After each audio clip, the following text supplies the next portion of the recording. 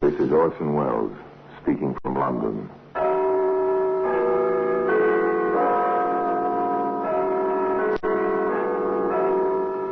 From the Black Museum, a repository of death. Yes, here in a grim stone structure on the Thames, which houses Scotland Yard, is a warehouse of homicide. Here, everyday objects, a silk scarf, a length of twine, a child's toy, all are touched by murder.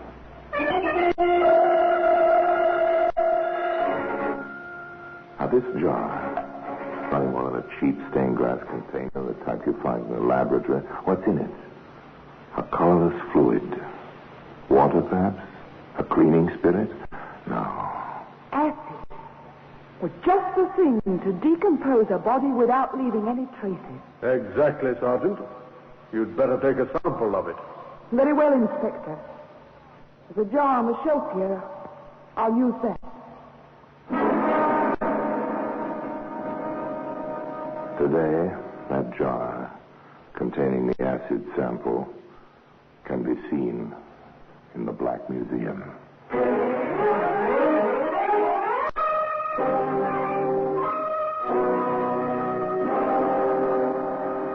From the annals of the Criminal Investigation Department of the London Police, we bring you the dramatic stories of the crimes recorded by the objects in Scotland Yard's Gallery of Death, the Black Museum.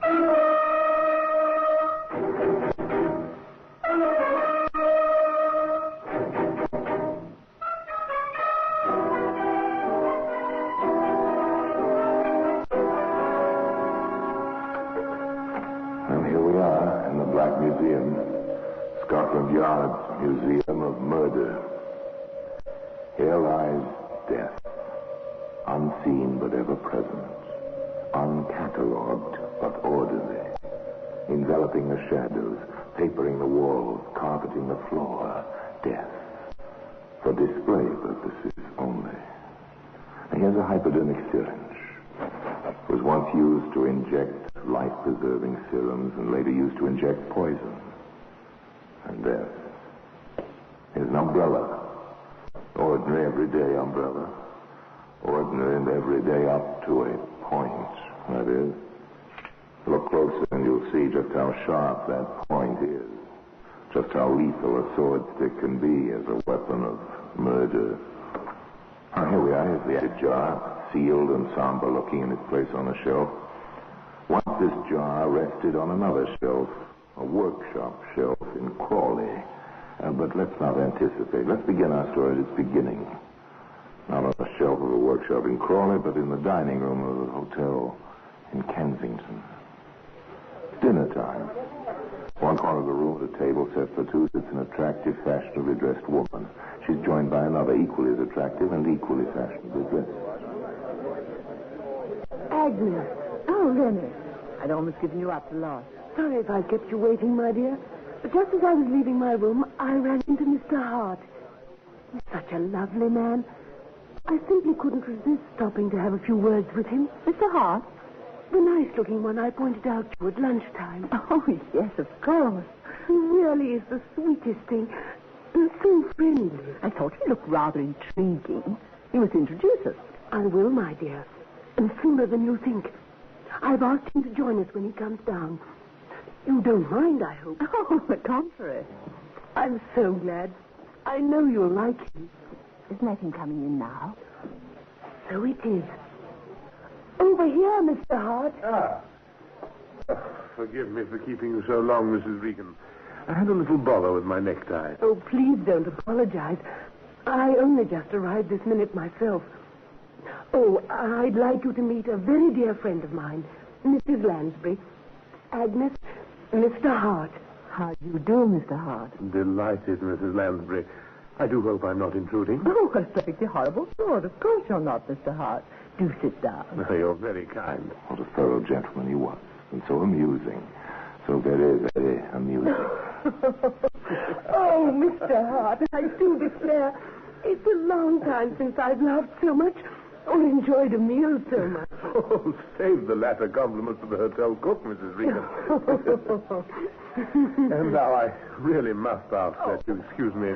So soon? You won't take coffee with us? Oh, much as I'd like to, Mrs. Regan, I'm afraid not. I have some rather pressing business to attend to this evening. Business that won't wait, even for coffee.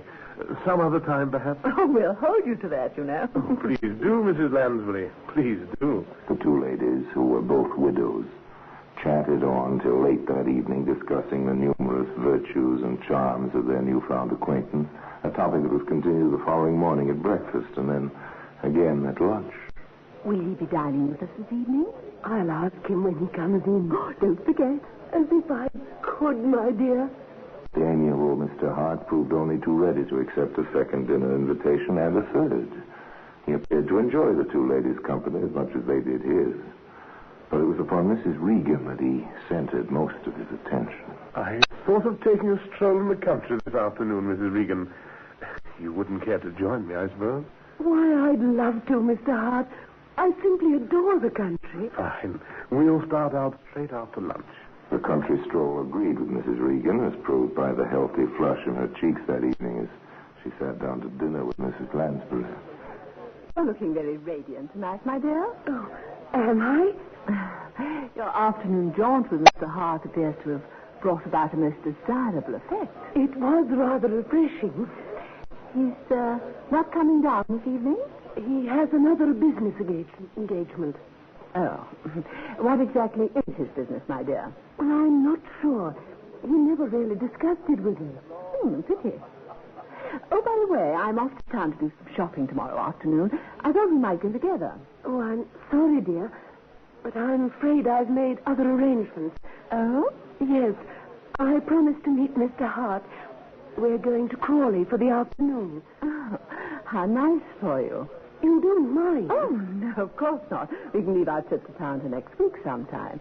It makes no difference to me. No, it made no difference to Agnes Lansbury. But to Renee Ashcroft Regan, it made a great deal of difference. The difference between life and death.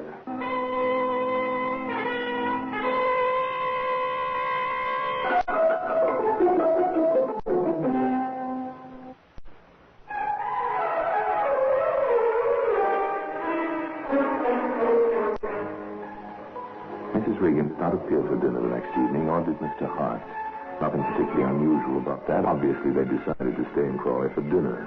Mrs. Lansbury dined alone at the hotel. The following morning, arriving down late for breakfast, she was surprised to find that there was still no sign of her friend. Funny. Not often she misses breakfast. Oh, good morning, Mrs. Lansbury. Oh, Mr. Hart, good morning. Mrs. Regan not down yet? No, not yet. Not like her to be late. Well, she probably slept in. I wouldn't be surprised. Have you had breakfast? Yes, I came in earlier, just on my way out. Business again? That's right. Well, I must be off. No doubt I'll see you at dinner. Yes, don't be late. I won't. Till this evening, then. It was almost 9 o'clock when Mrs. Lansbury finally left the breakfast table, and still no sign of Mrs. Regan. Strange Mr. Hart had not mentioned their visit to Crawley the previous afternoon. But perhaps the dear man preferred to keep it a secret. One never knew what sort of gossip could spread itself about a hotel, even a spark of encouragement. Still, it did seem rather odd. Seemed even more odd when Mrs. Regan did not appear for lunch. A feeling of uneasiness crept over Mrs. Lansbury. Perhaps her friend was ill. She would make some inquiries. Oh, boy. Yes, ma'am? Have you seen Mrs. Regan about at all this morning? Mrs. Regan? No, madam. Not that I can remember.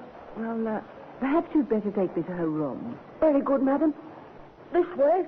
The bellhop looked pretty in his blue uniform with a red braid and brass buttons. Such a fresh young face. So unspoiled looking and clean. With a quick, toothy smile. Not as engaging a smile as Mr. Hart's, perhaps, but nevertheless quite attractive in its way. Here we are, madam. Oh, thank you. Oh, here. Thank you, madam. Anything else you might be wanting? Well, I'm not sure yet. Just a moment. Must have stepped out for a bit. Oh, I'll try the door. Locked. Renee? Renee? Are you in there? nothing wrong, is there, madam? I don't know. I think Mrs. Regan may be ill. You better go and call the manager. Tell him to bring a pass key. Very good, madam. Won't be a Jeff. The hotel manager arrived in due course, asked a few rather pointless questions, fiddled with his large key ring, and finally opened the door to Mrs. Regan's room. It was empty. It looks as though your flowers were groundless, Mrs. Lansbury. She must have gone into town for the day. But that still doesn't explain why she didn't come down to breakfast this morning. Oh, perhaps she didn't feel like it. Still, I'll have a word with the room-maid. She may have noticed something when she came in to tidy up. The room-maid was duly summoned and questioned. No, Mrs. Regan had not been in her room when she came in to clean up. Yes, she'd noticed something unusual, something most unusual, as a matter of fact. Mrs. Regan's bed had not been slept in on the previous night. That settles it. Something's happened to her. I can feel it. She's met with some kind of accident and... Pray calm yourself, Mrs. Lansbury. I'm sure there's... Well, how can I calm myself when my closest friend has disappeared into thin But, air? my Well, darling, the police that- must be informed at once. Oh, come now, Mrs. Lansbury. Let's not be too hasty. Oh, Well, perhaps please that- don't argue with me, Mr. Stewart. I want them contacted immediately. Oh, very well, if you insist. But I would ask you to refrain from mentioning the matter to any of the other guests, at least until we have something definite. At the hotel manager's request, Mrs. Lansbury agreed to keep silent. But being a woman, she could not keep entirely silent. She had to confide in someone. Naturally enough, the someone she confided in was the benign Mr. James Gerald Hart. His concern was touching. Dear me, this is most upsetting, Mrs. Lansbury. When was the last time you saw Mrs. Regan? Just after lunch yesterday. She was on her way out. Did she by any chance say where she was going? Well, Mr. Hart, as a matter of fact, yes, she did. Oh? Yes, she said she was going to meet you in town, that you were going down to Crawley together. Did she meet you, Mr. Hart? Well, no, she didn't. That's just what I was about to tell you. I'd arranged to meet her outside the Army and Navy Stores in Victoria Street at 2 o'clock. I was there on time, and I waited over an hour, but she didn't show up. Oh. Have the police been contacted? Well, yes, the hotel manager, Mr. Stewart, gave them a ring shortly after lunch. They hadn't been here? Well, not that I know of. You know, I rather think it might be an idea if we went round to the station and had a word with them ourselves. We may be able to give them some lead or other. What do you think? Oh, I think it's an excellent idea, Mr. Hart. As a matter of fact, I was hoping you'd suggest it. Good. We can go straight away. I'll get my hat and coat and join you in the lobby in 10 minutes. And so it was that the disappearance of Mrs. Renee Ashcroft Regan was confirmed. Mr. Hart repeated his story of the proposed Crawley visit to the police. And that story was accepted. At that time, there was no reason at all why it should not have been. Well, today evidence to the contrary can be seen in the Black Museum.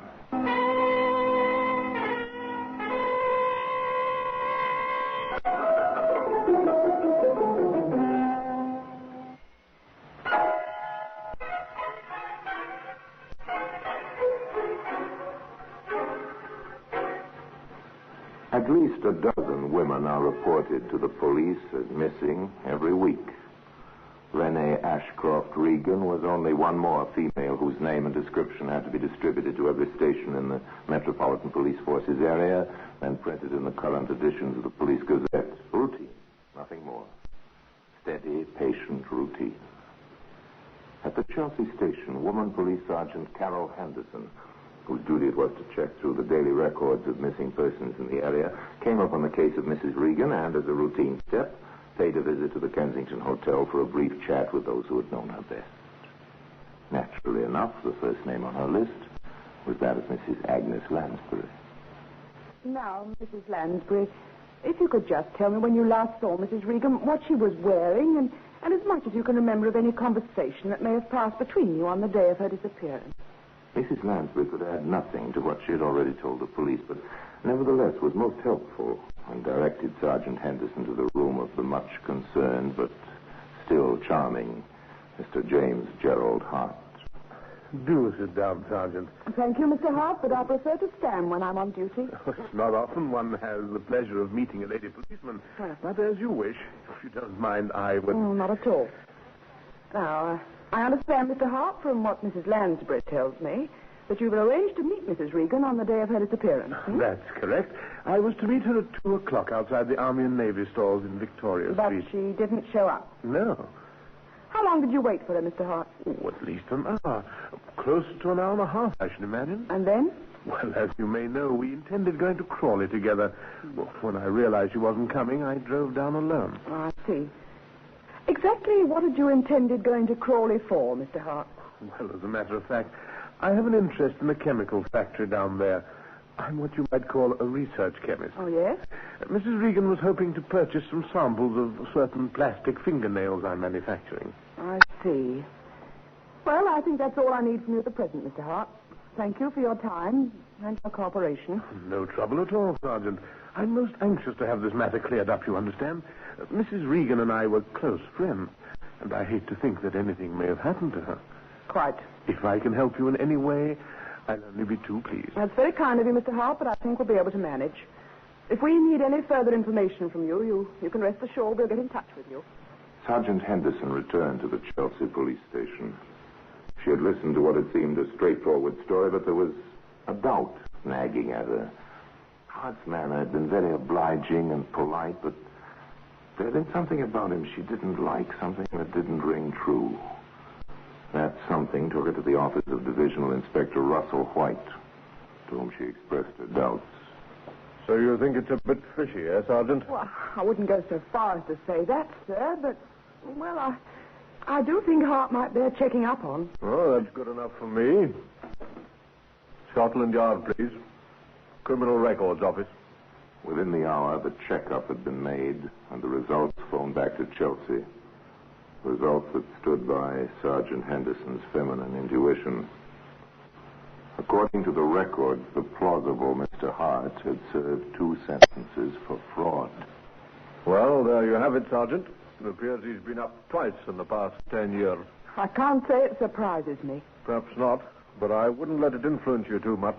Just because a man has a record, it doesn't say he knows anything about Mrs. Regan's disappearance. That's true. I think at this stage the best thing we can do is to forget about Hart for a while and concentrate on Mrs. Regan herself. Give the newspapers a full description of her and the clothes she was last seen wearing. The usual thing. All right, I'll get onto it straight away. Thus did the story of Mrs. Renee Ashcroft Regan's disappearance receive its first coverage in the London newspapers. A close-up photograph, and underneath it, a full description of the missing woman as she was last seen by Mrs. Lansbury prior to her leaving the hotel for her proposed meeting with James Hart. Mm-hmm. Ah, that should bring results, Sergeant. Let's hope so, Inspector. The jewelry's the thing. Mrs. Lansbury is quite sure she was wearing it when she left the hotel. She was most emphatic about it. Good. Every jeweler and hock store proprietor in London's been alerted. If a legitimate sale is attempted, we'll hear of it. 2 days passed. No information was received by the police. Then, on the 3rd day, word came through that a Persian lamb coat very similar to the one worn by Mrs. Regan at the time of her disappearance had been found in a cleaner's shop near Crawley. It was later identified by Agnes Lansbury and then brought to the Chelsea police station for analysis. Laboratory tests, however, failed to uncover any further leads. Nothing more, Inspector? I'm afraid not. A pity it went through the wash before it was noticed. Yes. Still, I suppose we shouldn't complain. At least we know now, without a shadow of doubt, that something has happened to Mrs. Regan. And also that it happened somewhere in the vicinity of Crawley, which is where she was supposed to have been going with Hart. A further 2 days passed. Then came the information that Inspector White had been waiting for. A report was received that jewelry fitting the description issued by the police and newspapers had been offered for sale to the proprietor of a second-hand store in Horsham. It was also identified by Mrs. Lansbury as belonging to the missing Mrs. Regan. Proprietor, Sally Jacobs, was questioned by Inspector White. Just how long have you been holding this jewelry, Mr. Jacobs? 1 week tomorrow. Party brought it in just after lunch. Well, that fits. And this party gave his name as Jones, you say? Well, here's the ticket. John Jones. You couldn't give us a description of him, I don't suppose? Well, so let me be remembering like he was the short, stocky, with the dark hair and, well, I'm not quite sure, but I think he had a small mustache. A small mustache. Anything else? Well, not that I can bring to mind, no. Yes. Well, it just so happens, Mr. Jacobs, I have a few photographs in my pocket of men who could fit the description you've given me. I wonder if you'll take a look at them. Well, what have I to lose? What about this one? No. This? No, there's nothing like it. How about this one? Well? Aye, that's it. You're sure of that? As sure as I'm standing here, I never forget a fight. Thank you, Mr. Jacobs. You've been very helpful.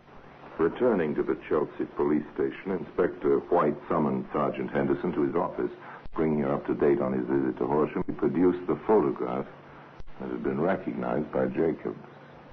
James Gerald Hart. As he was when arrested in 1939 for fraud.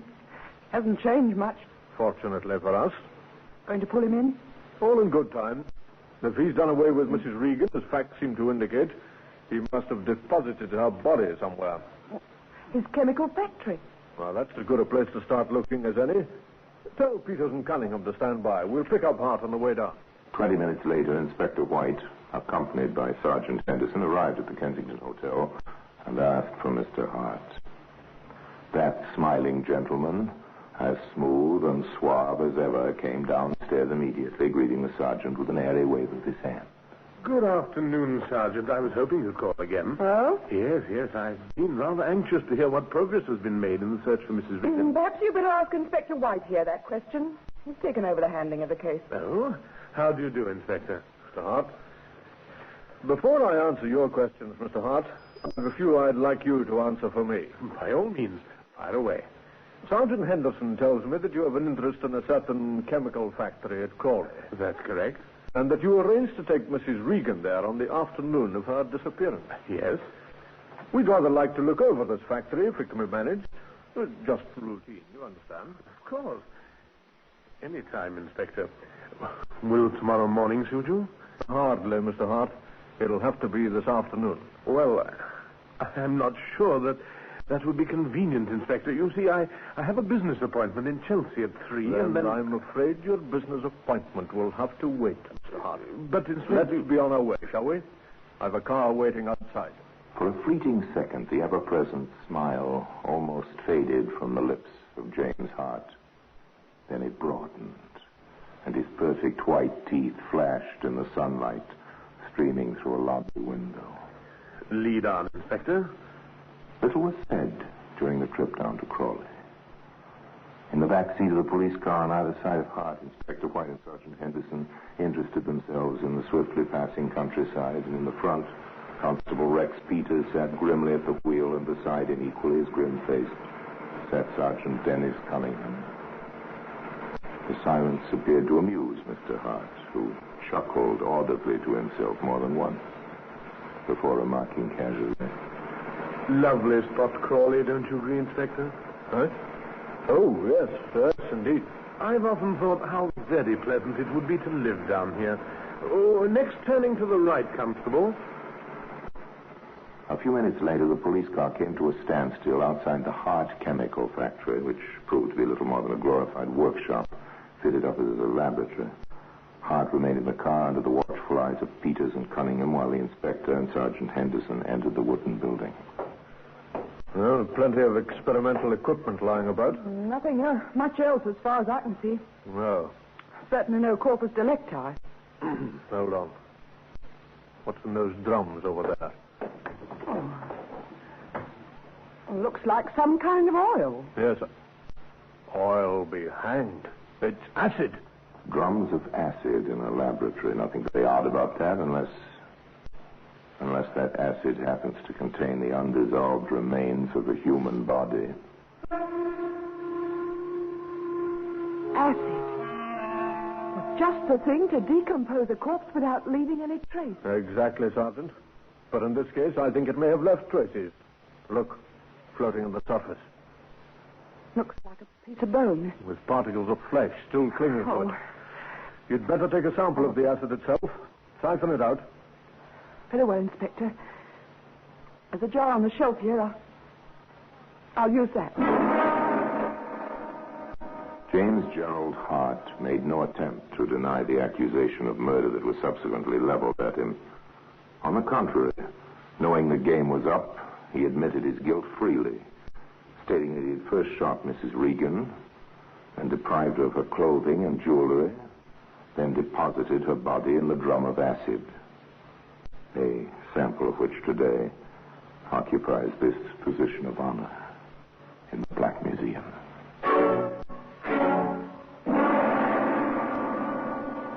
Orson Welles will be back with you in just a moment. The defense, brilliantly conceived, was, of course, insanity. To strengthen this plea, Hart cheerfully claimed to have done away with no fewer than 9 other victims in a similar fashion to that in which he had disposed of Mrs. Regan. Whether or not this claim was justified will probably never be known. But it is an established fact that at the time of his trial, 5 of those he named as his victims had been missing from their homes for months. They have not been found to this day. However, justified or not, his plea was rejected and he was found guilty of murder in the first degree. His subsequent execution relieved the world of a murder student who set up in practice before taking his diploma. For James Gerald Hart was by no means an accomplished killer. The trail he left behind him bears out that fact. Rather could he be described as a dabbler in the art of dealing death, who dabbled just once too often. And now, until we meet next time in the same place, I tell you another story about the Black Museum. I remain, as always, obediently yours.